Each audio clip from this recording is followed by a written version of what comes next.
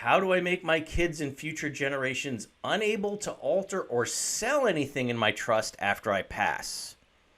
Well, you can write it in there, but you're coming up against some big issues.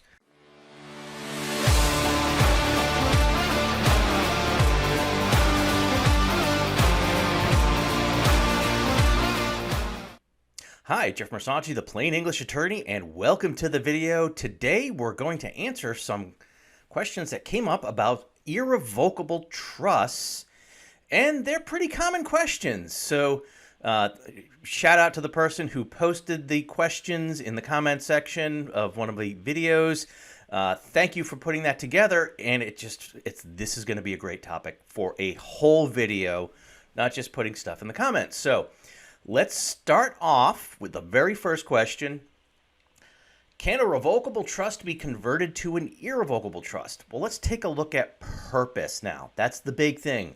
Revocable living trusts are meant to avoid probate so that your assets bypass the court system, and now your trust is set up to privately administer and take care of the beneficiaries, pay the money out after death. A very typical one, it's like, okay, this is like a will. What happens to my stuff after I'm gone?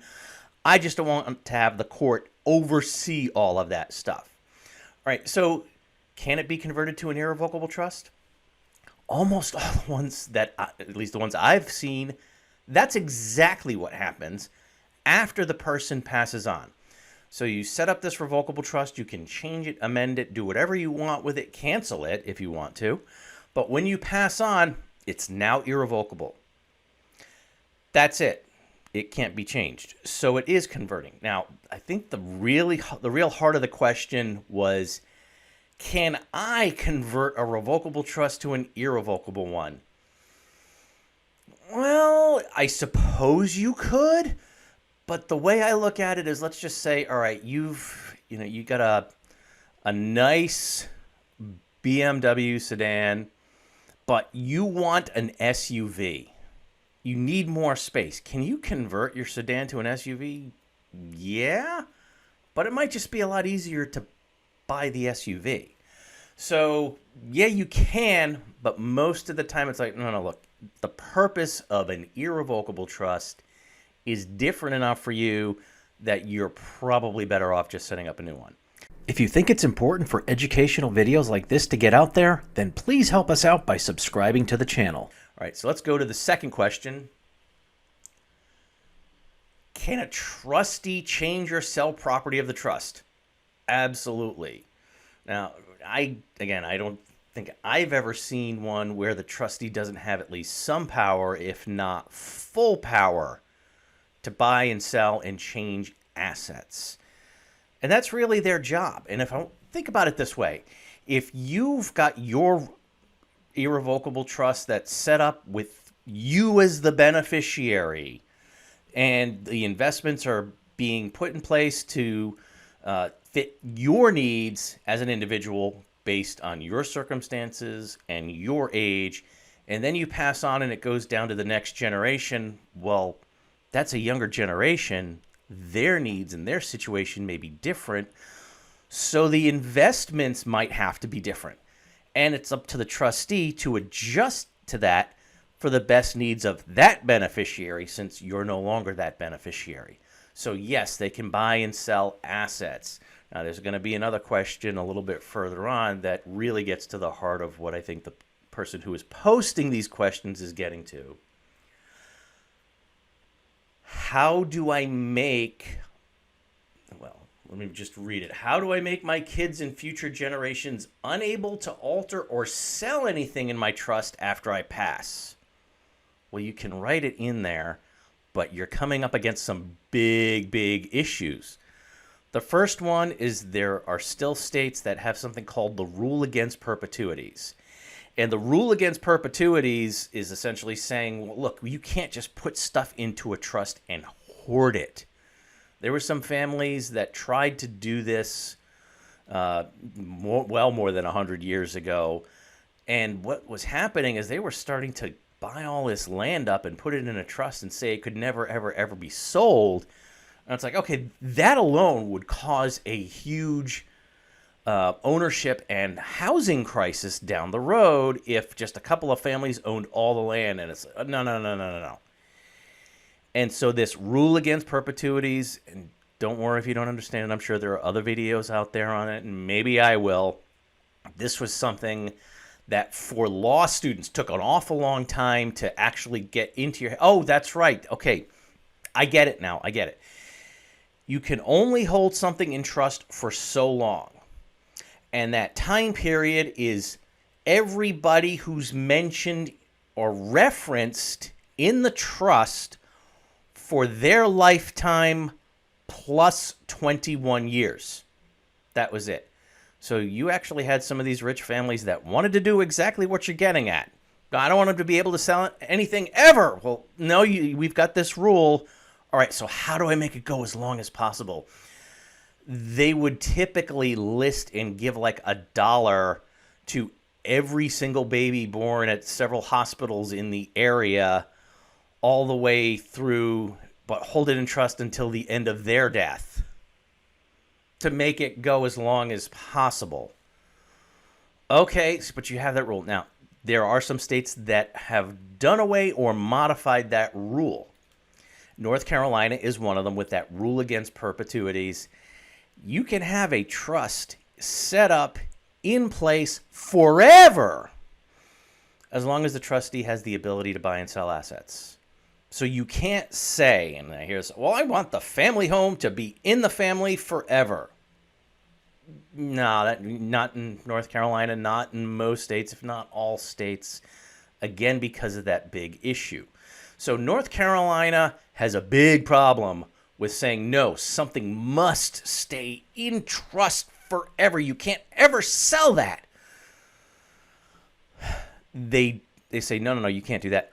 But you can have wealth stay in trust forever. So it's just these particular items. They don't want it to ever be that a trust can't sell something. I mean, there are some good reasons for it, but I can understand the desire to hold like something like the family homestead that's already been in the family for generations, and you just want to keep it going, but you really can't make it mandatory. So here's the practical advice. Instill in the next generations the value of keeping that land and choose trustees, at least at your level, who will not sell that land, but you can't make it mandatory. All right, next question. Can I put all my kids as trustees in an irrevocable family trust? And that's referencing the irrevocable trust that we're typically using for Medicaid, where, okay, it's in place, you move the money in, and you're kind of walking away from it to start that 5-year clock for Medicaid. Or there may be other ways to get it into the trust and not have to worry about that 5-year clock. We've got some webinars on that. But can you make all your kids trustees? You can, but oh my gosh, don't do it. Don't do it. Don't do it. Don't do it. Don't do it. Don't do it. No. Bad idea. Really bad idea. And it's just because it becomes a management nightmare. And maybe this is a little bit more of a recent thing, but I've seen in particular banks and some brokerage firms and investment advisors and their firms, if you put co-trustees on something, doesn't matter what you put into the documents. Well, I've got 3 co-trustees, but any one of them can sign stuff. They're not going to take the liability that person was outvoted, but then went down to the firm first and started signing up stuff. They're going to say, no. It doesn't matter what the trust says about co-trustees and only one person signing. We're going to make everybody sign it. So there you've ended up tripling the paperwork by having 3 co-trustees.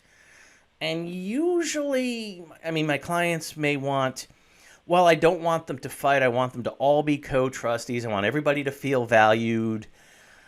But it just becomes such a management nightmare. And, well, if I make them 3 co-trustees, we can spread the work around. No, 3 co-trustees triples the work. All right, so you probably don't want to. Now, if the issue is, well, I don't want them to fight, pick different trustees other than the kids. Now, with the Irrevocable Family Trust, what you're talking about when we're doing the Medicaid planning is put that trustee in charge. They have the absolute right and control over everything. It's got to be someone that you really, really, really, really trust, who's going to actually be able to take the money out, put it into their pocket, and turn around and give you money and pay for things. There's nothing in the trust mandating that they have to give the money to you. No, that's not walking away from it in that Medicaid sense. So, all right, the hard decision, pick your kids in order, one person at a time as trustee, or look elsewhere. Maybe that's the point where you start pulling in siblings, nieces and nephews, cousins, other, very, very, very close family friends that you would trust with your life and your fortune, because that's exactly what you're doing. And they'll just say, hey, look, I want you to keep the kids informed. All right. Next question. Can I have multiple trusts set up? Well, yeah, absolutely. But each trust should have its own specific purpose. Now, don't want to dig too much into Medicaid planning, but if you really look at it, I call it the two-trust solution, but really it's four trusts that we're setting up in the typical Medicaid planning toolbox. There's that Irrevocable Family Trust that I talked about for the money. There's the Irrevocable Property Trust, which is actually an intentionally defective grantor trust where you're keeping, the way we do it, the right to the income and the right to live in the property and the responsibility for taxes and whatnot, but it's irrevocable, and you can't make you're not going to be able to alter that trust, except, okay, there's some powers of appointment. Don't want to get too deep into that, but by doing that and you move the real estate in there, you can live on the real estate. It's a completed transfer for Medicaid planning, and it's still going to get a stepped up cost basis when you pass on, so that if you purchase that real estate at $100,000 and by the time you pass on, if they're going to turn around and sell that real estate, it's worth $500,000, you've bumped the cost basis up to $500,000. So there isn't $400,000 that's going to be subject to capital gains taxes on your beneficiaries. So that's two. We also do a special needs Miller Trust that there are other videos on that, and maybe we'll do one as well. There was a court case where there was one state that had a monthly income limit on nursing home type Medicaid, but it didn't make any sense. I mean, imagine if there was a $3,000 a month income cap that said, nope, you can't get nursing home Medicaid. But between Social Security and a pension and an annuity that you couldn't turn off, you were getting $3,200 a month. All right, you're ineligible. Look, nursing homes are costing about $10,000 a month. Are we pushing you out onto the street because your income's too high? Well, the court case went through and they came to a solution. You can have the money go into the Irrevocable Miller Trust. It's going to be counted as an asset that has to get spent down that month, and it comes out. North Carolina doesn't have that need, but I don't put anything past any state legislature to do something absolutely ridiculous, and there are about half the states, or maybe a little less, that have some type of income limit on the books. And if the state says, yeah, but now you have to have this trust in place in order to do it. Well, what if you're already in a nursing home and maybe it's Alzheimer's or dementia or something like that, and you're not capable, you don't have the capacity to execute a new trust like that? All right, we put it in place. So that's three. Fourth one, we put together, just generally as part of the package, an irrevocable funeral trust. So currently Medicaid rules are you can put up to $10,000 into this type of trust to pay for funeral and other expenses. And, well, here's the catch. You don't just get to shove it in there and not spend anything and the money goes back to the kids. No. Anything that's left over in the funeral trust has to go to Medicaid to pay back whatever they spent on you. Okay? So you don't generally put money in there as a way to not have to spend it and get it back to the kids down the road. But if you're in a Medicaid spend down and you've got those last several $1,000s that need to either get spent or pay for care, generally, okay, this is there to put that in. So when we set these up, you don't put anything into the funeral trust. It's there in case you need it at the point where you're about ready to apply for Medicaid. So that's 4 trusts right there, but they all have a different purpose. They all have a different effect. So yes, you can have multiple trusts. It's just going to be reflective of what you need and what you want to have happen. All right, next question. How do I make my trust continue to generate dividends even after I pass on? Okay, well, look, this is up to your trustee to invest money the right way. And here's how I tell my clients, look, there's what you put into the trust where it's mandatory, this must happen. And then there's having a conversation or just leaving some notes and suggestions for the trustee, and you trust that they're going to carry it out the way you want without tying their hands by making it mandatory in the trust. So if you tell them, look, okay, what I want is I want investments to be put in place so that they're kicking off dividends, and I want the income to go to the kids. So kind of maximize that. All right. You don't put it into the trust. You're letting your trustee use their judgment and say, okay, there's some big upheaval in the market, and suddenly the stocks that are paying off dividends are decreasing in value for some reason. No. Don't make them keep it in those dividend producing stocks. Let them put it into something that long term will end up generating more dividends, but in the short term, it might stop the bleeding for something. So you're giving them not instructions you must follow, but here's what I intend. Please do the best that you can. And that's really the best way to handle it.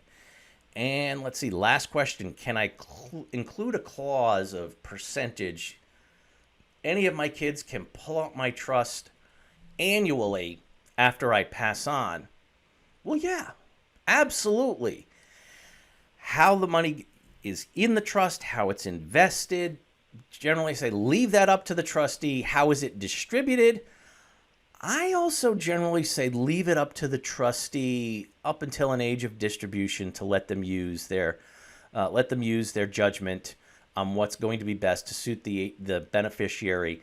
But there's kind of like this age of 40 where, all right, look, if it's your concern is they may not have their act together, but I would like for them to have some maturity before they get a bunch of money. Look, 40 right now is the age that most of my clients universally agree. If you haven't gotten your act together by the time you're 40, you're not going to. So, all right, distribute it at that point. However, there's nothing saying, okay, I want this percentage to go to them each year. Maybe it's, you take 3% of everything that's in the trust each year and divide it up among the beneficiaries in this percentage, and it goes out to them every year. Nothing wrong with that. Practically, you want to make sure that long-term, whatever the trustee's investing in isn't going to deplete it before you intend it to. So, look, if the idea is, look, I want it all distributed by the time the kids have all reached the age of 40 and the trust is done, great. If it's no, I want it to go on and on and on and on, then you want to make sure that the percentage that you're setting is very not likely to end up being distributed all out to the beneficiaries and deplete the trust. Or you can even put little triggers in there that, okay, the percentage is this if the value is this or the earnings for the past year were this, and if it's lower, okay, it's a lower percentage. So there's ways for a good attorney to draft it in there so it makes sense. All right, so thank you very much for those questions. You know exactly who you are. So I hope that answered your questions, and I hope it provided a lot of valuable information for the viewers. So as I always tell my clients, please stay safe, plan ahead, and enjoy life, and whatever you do, make it a great day.